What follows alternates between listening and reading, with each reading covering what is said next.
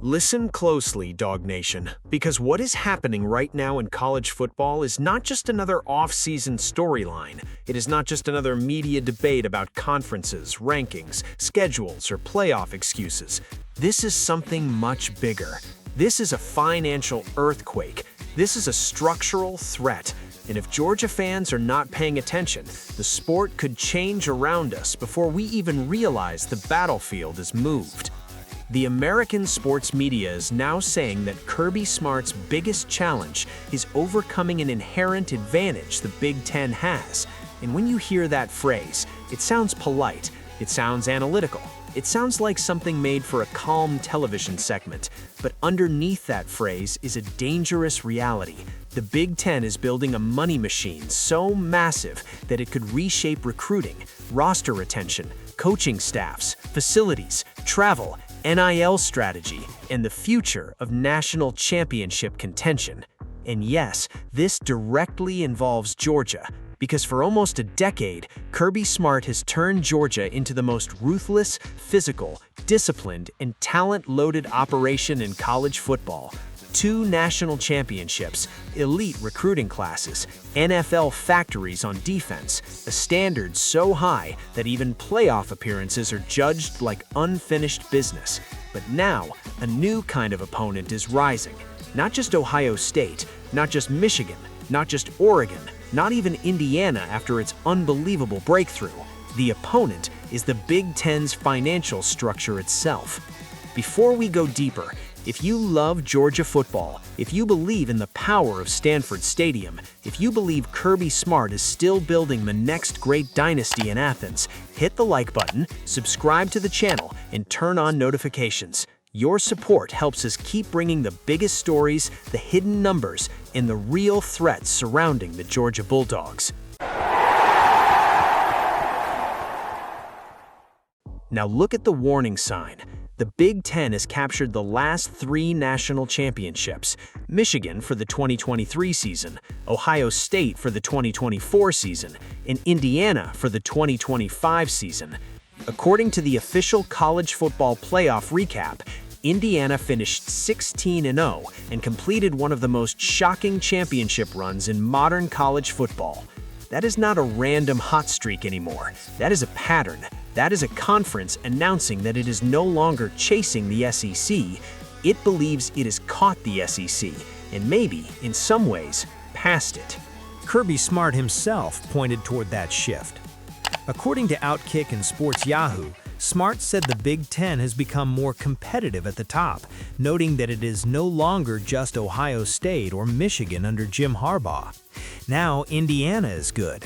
Oregon is there. The conference has more teams capable of attracting serious players. That quote matters because Kirby does not usually hand out empty praise. When he says the Big Ten has more good teams at the top, he is telling Georgia fans that the competitive map has changed. But the real bombshell is not just on the field, it is in the financial reports. According to CBS Sports, the Big Ten distributed a record $1.37 billion to its 18-member schools for the 2024-25 fiscal year.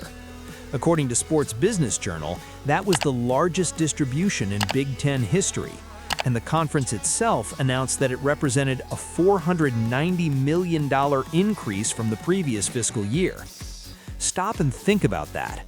A $490 million jump in 1 year. That is not growth, that is an arms race. Now compare that to the SEC. According to CBS Sports, the SEC distributed more than $1.03 billion to its 16-member schools for the same broad reporting cycle, with most legacy members averaging around $72.4 million. That number is huge. In almost any other era, SEC fans would look at $1 billion and laugh at the rest of the country. But the Big Ten did not just match it. The Big Ten cleared it by roughly $340 million. $340 million. That is the number Dawg Nation needs to remember. because $340 million is not just an accounting line. That is leverage, that is staff retention, that is facilities, that is recruiting infrastructure, that is nutrition, that is recovery technology, that is private travel, that is roster support, that is the ability to absorb mistakes that other programs cannot afford to make. And in the new era of college football, where direct athlete compensation is now part of the equation, that kind of structural cushion becomes even more dangerous. According to ESPN and CBS Sports, the House v. NCAA settlement opened the door for schools to share up to roughly $20.5 million in revenue with athletes in the 2025-26 academic year. According to the National Conference of State Legislatures, that cap is expected to rise by around 4% annually, potentially reaching nearly $33 million by the 2034-35 academic year. So this is not a one-year adjustment. This is the beginning of a decade-long financial transformation. And here is the terrifying part. If everyone at the top can pay the same basic revenue sharing cap, then the advantage shifts to everything around it. The schools with more conference money can build better support systems. They can fund deeper departments. They can invest in legal compliance, roster analytics, player development, and donor operations. They can survive buyouts, expand staffs, and keep pace when the market changes overnight. That is why Dawn of the Dog framed this as Kirby Smart's biggest challenge. According to Dawn of the Dog, the $340 million gap is so significant that even lower-tier Big Ten programs could be receiving more conference money than a powerhouse like Georgia, while top programs like Ohio State and Michigan may be operating with even more financial firepower. That is the kind of statement that should make every Georgia fan sit up straight. Because Georgia is not poor, far from it. According to Dawg Nation, Georgia football generated a massive share of the school's ticket and contribution revenue in the 2024-25 fiscal year, with Kirby Smart's program accounting for nearly 90% of a $94.2 million combined figure in those categories. According to Flagpole's reporting on UGA athletics, Georgia has operated like one of the richest, most powerful departments in the sport. Athens is not being outworked. Georgia is not asleep. Georgia is not small. But this is the problem. The Big Ten may not need Georgia to be weak. It only needs to be richer, deeper, and more structurally protected over time. That is how dynasties get pressured. Not with one single game, not with one upset, not with one bad recruiting weekend. They get pressured when another power structure can keep stacking advantages year after year until the margin becomes invisible on Saturday, but obvious in January. This is where Kirby Smart's genius has to matter more than ever. Georgia cannot simply complain about the Big Ten's money. Georgia has to weaponize its own identity. The Bulldogs still have the South. They still have elite high school football territory. They still have one of the strongest NFL development pitches in America. They still have the defensive culture. They still have the standard. They still have Kirby Smart. Walking into living rooms with championship rings and first-round draft picks is proof. And that is why recruiting battles like Antwan McCoy matter. According to 247 Sports, McCoy, a 2027 defensive lineman, has Georgia and South Carolina heavily involved, with official visits scheduled to Georgia, South Carolina, and Miami. According to ESPN Recruiting, McCoy is listed at 6'3" and 275 pounds, an undeclared defensive tackle prospect. This is not just another name on a board. This is the kind of trench body Georgia must keep landing if it wants to beat financial empires with physical dominance. Because Georgia's counterattack cannot be built only on money. It has to be built on evaluation, development, culture, violence at the line of scrimmage, the kind of recruiting where Georgia identifies the next monster before everybody else fully understands what he can become. If the Big Ten's advantage is structural money, Georgia's response has to be structural identity. But make no mistake, the threat is real.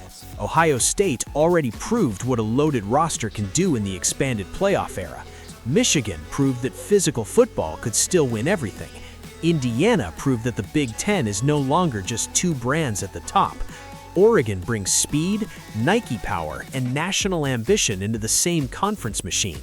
Now imagine that conference with $1.37 billion flowing through its members, new media power, coast-to-coast exposure, and a playoff system that gives deep leagues more chances to survive one bad Saturday. That is the nightmare scenario for Georgia, but it is also the opportunity. Because if Kirby Smart can overcome this, if Georgia can stare down a $340 million conference gap and still win national championships, then the message becomes even stronger. It would prove that Athens is not just a product of SEC money. It would prove that Georgia's dynasty is built on something harder to buy: standards, development, toughness, and a culture that does not panic when the sport changes. So the question is not whether the Big Ten has an advantage. The numbers say it does. The question is whether that advantage is enough to break Georgia. And Dawg Nation already knows Kirby Smart's answer. No excuses, no retreat, no fear. If the Big Ten is building a financial empire, Georgia has to build the program that empire cannot intimidate. If they have $340 million more, Georgia has to make every rep, every recruit, every lift, every snap, and every Saturday mean more. Because in Athens, championships are not supposed to be comfortable. They're supposed to be earned. Now it's your turn, Dawg Nation. Do you believe Kirby Smart can overcome the Big Ten's $340 million advantage? Drop your thoughts in the comments. Tell us how Georgia should strike back, and subscribe for more explosive Bulldog stories, because this battle is not coming someday, it is already here.